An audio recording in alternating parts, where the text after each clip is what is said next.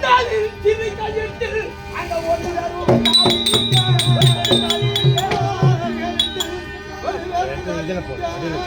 தந்திடும் அதலாயிட்டு நீ தராமல் போனாயா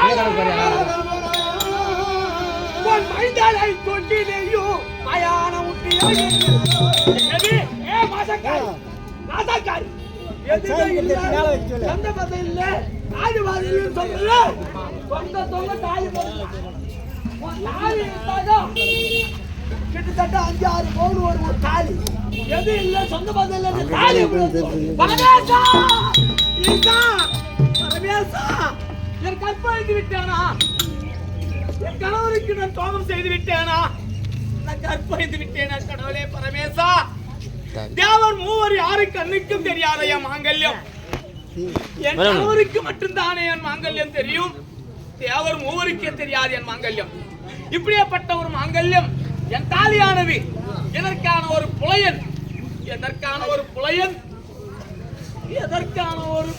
கண்ணுக்கு தெரிவித்தது நான் பறையனா நானா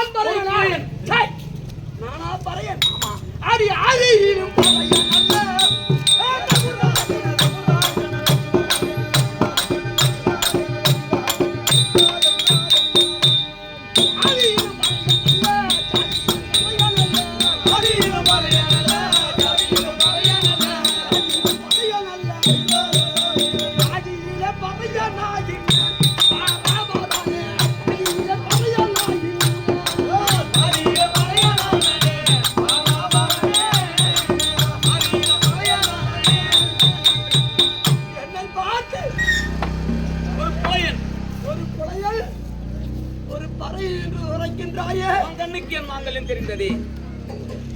என்ன ஆளு தெரியுமா நான் எப்படியாப்பட்ட ஆளு தெரியுமா அயோத்தி நகரில் சிம்மாசனத்தில் அமர்ந்து என் செங்கோல் பிடிக்கும் ஐயா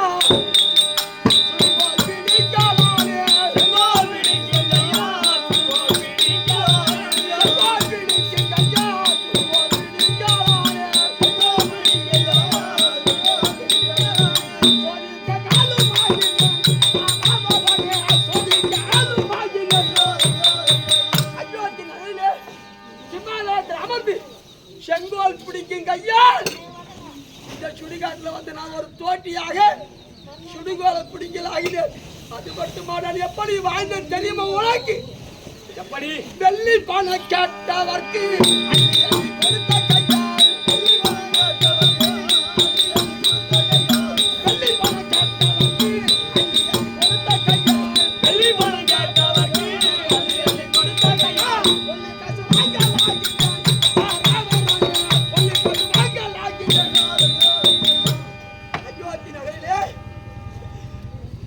வரக்கூடிய அரிதாசி மருதாசி சோழி சங்குவர் கட்டுக்குட்டி கவி மாணவர்களுக்கு வெள்ளி பணத்தை அள்ளி அள்ளி கொடுத்த கையால் இந்த சுடுகாட்டில் எறியக்கூடிய பிணத்துக்கு நான் கொள்ளுக்காசுவாக விதியாகினேன். யாரு? நான் தான் அயோத்தி நகர அந்த திருச்சங்கு மகன் ஹரிச்சந்திரன். அயோத்தி மகனை ஆண்டோர்படியான உத்தமனாக இருக்கக்கூடிய நீதிமான் ஹரிச்சந்திரன் வந்தவன். மன்னவா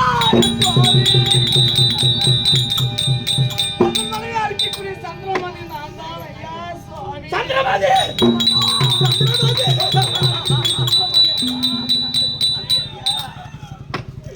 உன் ஆசை மனைவி அரிக்கக்கூடிய பத்தினியாக வரக்கூடிய இந்த சந்திரமதி இதை பாவிதான் ஐயா. உனக்கா இந்த நிலைமை?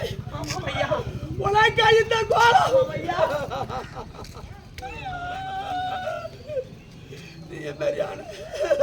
நீங்கள் எப்படி படிப்பட்ட இந்த படையன் என்று சொல்லக்கூடிய புலையன் என்று சொல்லக்கூடிய இந்த தோற்றியாகப்பட்டது நீங்கள் சுவாமி கண்டே விஸ்வாமித்திரை கொடுக்கக்கூடிய பலத்தை அந்த நாரிலும் ஒன்னிலையும் பிள்ளையும் எடுத்து கொண்டு வந்து நட்சத்திர ஐயரிடம் கொடுக்கும் போது அந்த ஐயரானவர் என் எஜமானுக்கு சேரக்கூடிய பொன்பொருளை கொடுத்தால் போருமா?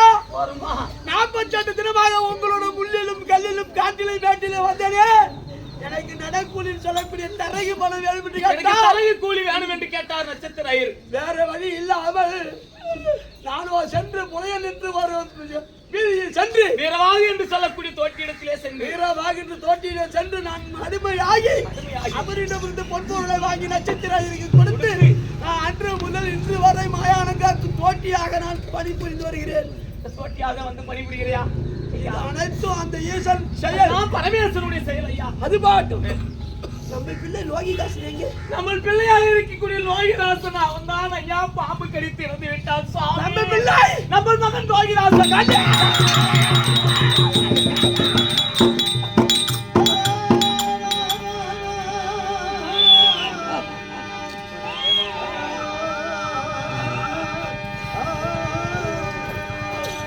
அப்பானே அயலது பாலா, அப்பானே அயலது பாலா, உன்னை அரவும் கடித்து மாறு.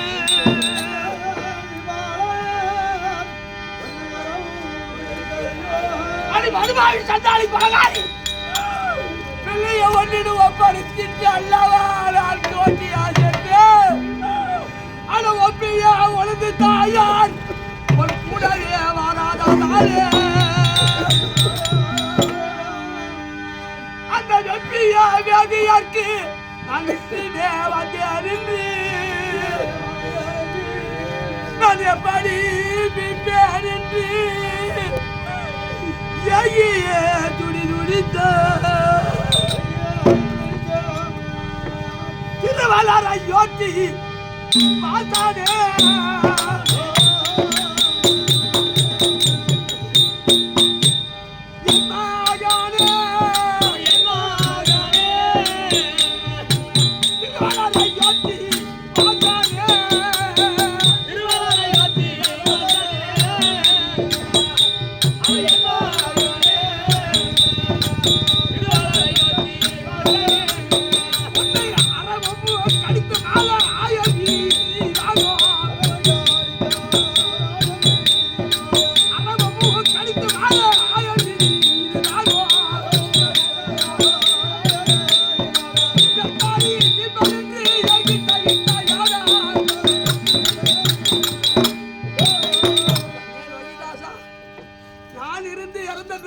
கொல்லி வைத்து குடவை அடைத்து தேவசம் திதி கொடுப்பா என்று நினைத்திருந்த நாளாக்கண்டு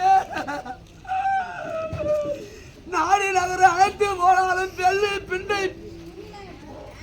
பெண்ணு பிள்ளையை வித்தாலும் என்றைக்கு ஒரு காலத்தில் ஈசன் எழுதி ஏய்த்தானது பெருமன் எழுதி ஏற்றியானது மாறும். பெண்ணி பிள்ளையும் பார்க்கலாம் என்று ஏங்கி இருந்தேனாடா இந்த சுடுகாட்டில் தோட்டி வேலை செய்ய கண்டு நீ மாண்டு விட்டாயா? யாருடைய தலையிலே வண்ணமாக எழுதி அப்படிதான் நடக்கும்.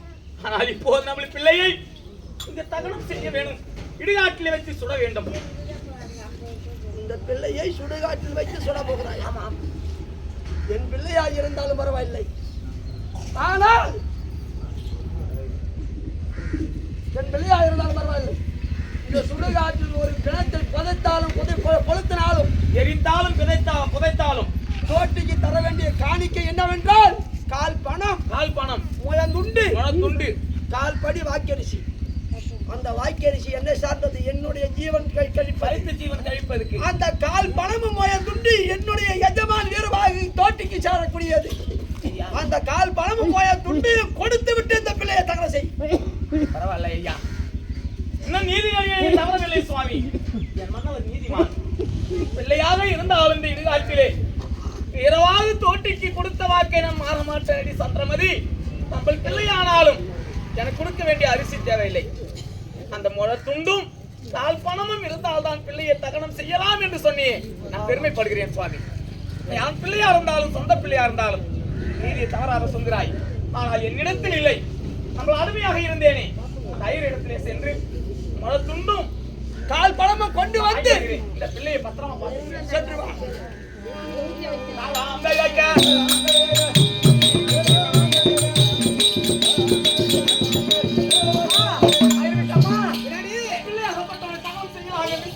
என்ன நாய் நிறைய போயிடுச்சா? இல்லை, தகனம் செய்ய முடியாது சொல்லிட்டாங்க.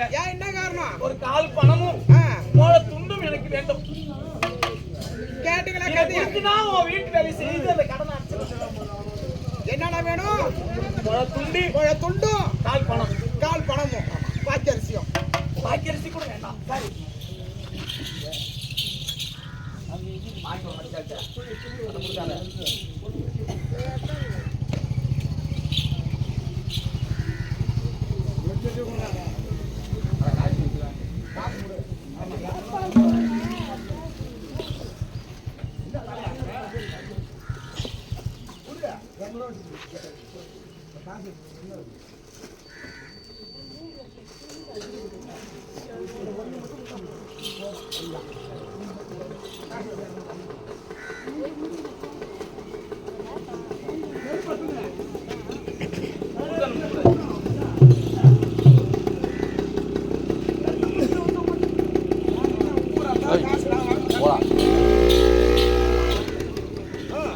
கொடுத்தால் நான் சென்று என் பிள்ளையை தகனம் செய்துவிட்டு உன் இடத்துக்கு வந்துவிடுவேன். சரி, உன் பிள்ளைய எரிச்சிட்டு திருப்பி என் வீட்டுக்கா வந்துடணும். வந்து உனக்கு எப்ப இருந்தாலும் இது கடன்பட்டுக்கிறேன். கடகார நாயே, சீக்கிரமா எடுத்துட்டு போ. மாயானக்காரை தன்னை கரி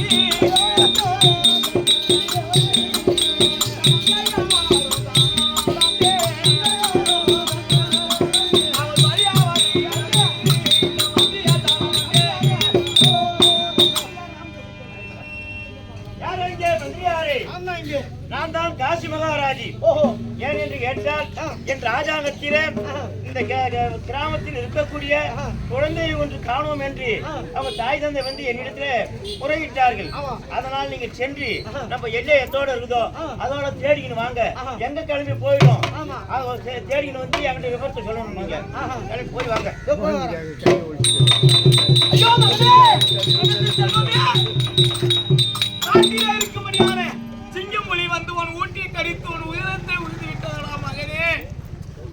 உன்னை காப்பாற்று செய்ய வேண்டும் என்று அந்த ஆளுகிட்ட விட்டு வந்தனே.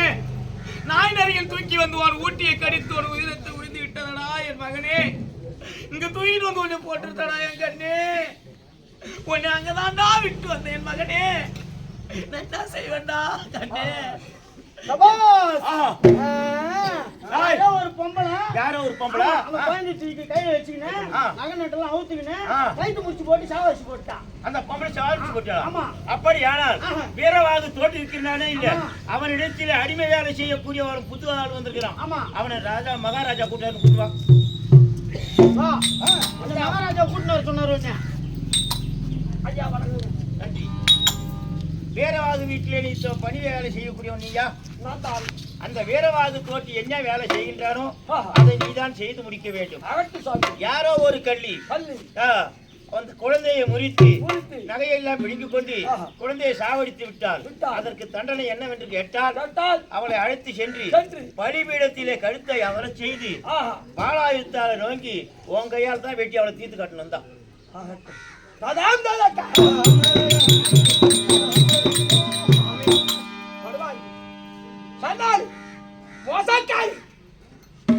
நமக்கு இருந்த ஒரு பிள்ளையானது பாம்பு கடித்து இறந்து விட்டாலே. இந்த ஊழிய ராஜாக்கள் யாருக்கும் பிள்ளை இருக்கப்படாது என்று காசி பணத்துக்கு ஆசைப்பட்டு ராஜா விட்டு பிள்ளையை கொன்று விட்டாயாடி படுவாய். சுவாமி, ஒரு காலமாவது நான் அப்படி செய்யனா? உன் மனைவியாக இருந்த நான் காசு பணத்துக்கு ஆசைப்பட்டானா? நான் இந்த காரியத்தை செய்வேனா? ஒரு பிள்ளை கைத்த முறித்து போடுவேனா சுவாமி? அங்க இருக்கக்கூடிய நம்ம பிள்ளைதான் இருக்கக்கூடிய மிருகம் கொண்டு வந்து ஊட்டியை கடித்து உதிரத்தை உரிந்துங்க போட்டு விட்டதோ என்று இந்த பிள்ளையை தூக்கி நான் அழுதேன். அந்த அரசர்கள் ஓடி வந்து நான் தான் கொன்று விட்டேன் என்று எனக்கு என் மேலே பழி போட்டுட்டாங்க. இந்த பழியை நான் செய்வேனா? நீ கொன்றாயோ கொல்லலையோ அது அனைத்தும் தெரியாது. சரி, ஆனா காசி ராஜா எனக்கு இட்ட கட்டளையோ உன்னை பலிபீடத்தில் அமர வைத்து உன் சிரசை எனக்கு துண்டிக்க வேண்டும். மனைவி என்று நீங்க பார்க்க வேண்டாம். மனைவி என்று என்னிடத்தில் நீங்கள் ஒரு ஆதரவு காட்ட வேண்டாம். உங்கள் வேலையை நீங்கள் செய்ய வேண்டும். அதனால் எதா இருந்தாலும் ஆண்டவன் செயல். பலிபீடத்தில் என் சிரத்தை நான் வைக்கிறேன். உன் வாழாயத்தால் என்னை வெட்டு. அகட்டும்.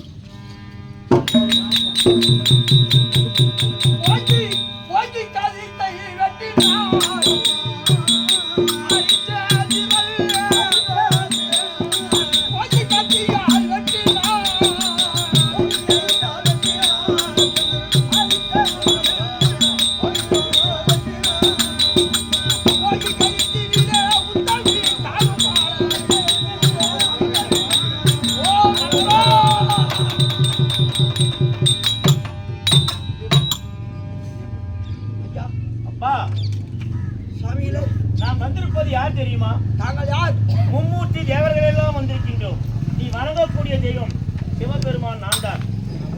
ஆஹா. என்னுடைய மனைவியை காசிராஜன் வார்த்தைக்கு நான் கட்டுப்பட்டு ஆமாம். வெட்டும் போது ஆஹா. மாலையாக வந்து விழுகிறது. அது மாலையாக பூ மாறி விழுந்ததே.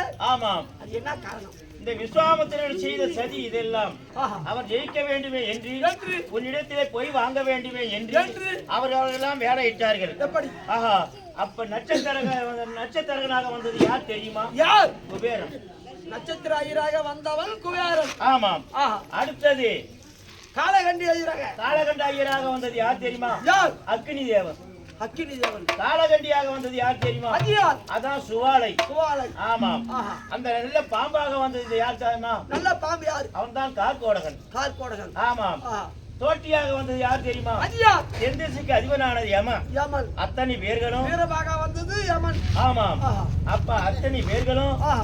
வந்து உறுதுணையாக இருந்து போய் வாங்க வேண்டுமே என்று தெரிவித்தார்கள். தேவர்கள் அனைவரும் ஒன்றாக சேர்ந்து ஆஹா. நடத்திய அதில் நாடகம். இருக்கக்கூடிய விஸ்வாமித்திரருக்கு உறுதுணையாக இருந்து ஆமாம். அப்படி ஆகிலும் இந்த ஹரிச்சந்திரனிடம் ஒரு பொய்யை வாங்க வேண்டும் என்று ஆஹா. ஆஹா. இதனை நீ ஜெயித்து விட்டாய். அதனால் வேண்டி இறந்து போன உன் பிள்ளை பிள்ளை இப்போது எழுந்து விடுவான். நகர மகா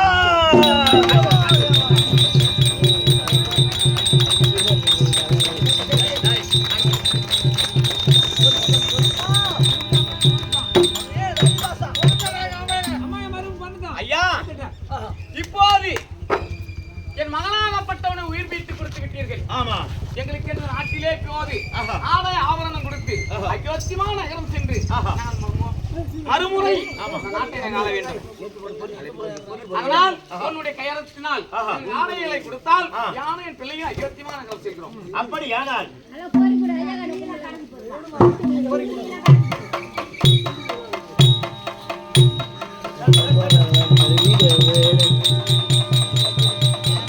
ஐயா, தேவர்களே, மூவர்களே, அதோ இருக்கும்படியான ஆமா. புதுப்பாளையத்திலே பிறந்து ஆஹா. வளர்ந்து மனைவியை மணந்து பிள்ளைகளை பயன்று பெருவாழ்வோடு வாழ்ந்து எஸ் அன்பழகன் ஐயா அவர்கள் ஆமா. காலமாகிவிட்டார். ஆஹா. அந்நியவருக்கு தேவர்களாருக்கு இப்படி அனைவரும் ஒன்றாக சேர்ந்து ஆமா. அவருக்கு சொர்க்கமும் சிவலோக பதவி அடைந்திருக்கிறார். அவருக்கு நீங்கள் தான் மோட்சம் தர வேண்டும். சிவலோக பதவி அடைந்திருக்கிறார். ஆமா. அதனால் வேண்டி இந்த நாடகம் இருக்கிறதே ஹரிச்சந்திர விலாசம் என்னும் நாடகம் இத்தோட முற்றி பெற்றது. ஆமா. இதை ஆடின பேர்களும் பாடின பேர்களும் சிவபெருமானுடைய அருளை பெற்று அன்னாருடைய அருளை பெற்று வாழ்வார் என்று வாழ்த்துகின்றேன்.